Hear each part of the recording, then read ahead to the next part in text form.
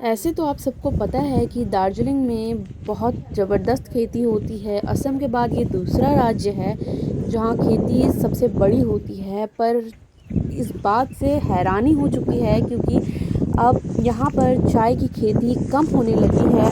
और तो और 31 दिसंबर को ये चाय का जो प्रबंधन था वो टी बोर्ड से दरकिनार कर दिया गया है।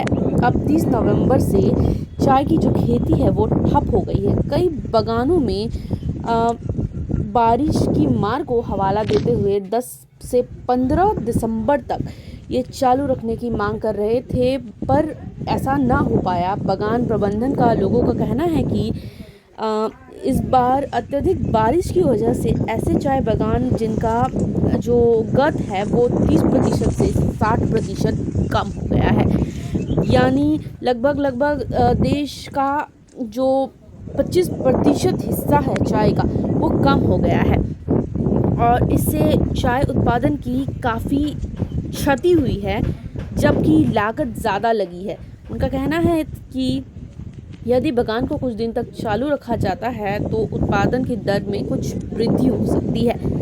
वहीं दूसरी ओर श्रमिकों को काम मिल सकता है। उनका कहना था कि तराई और डूवर्स क्षेत्र में कुछ जगहों पर पिछले महीने बारिश होने की वजह से पौधों पर नई पत्तियां आ गई है। यदि कम से कम 10-15 दिन में बागान चालू कर दिया जाए और तो टी बोर्ड जो है उससे छूट मिल जाएगी तो 5 से 7% चाय के जो उत्पादन है वो ग्रोथ हो जाएगा। पर इस प्रावधान को खारिज कर दिया गया है और 30 नवंबर से अब ये ठप हो चुकी है। अब आगे क्या होगा दार्जिलिंग टी का और कैसे प्रावधान किए जाएंगे ये जानना मुश्किल है। पर चाय की जो खेती का नुकसान हो रहा है 5 से 7% तक का उत्पादन लोग कह रहे हैं कि बढ़ सकता है। आगे देखना दिलचस्प होगा।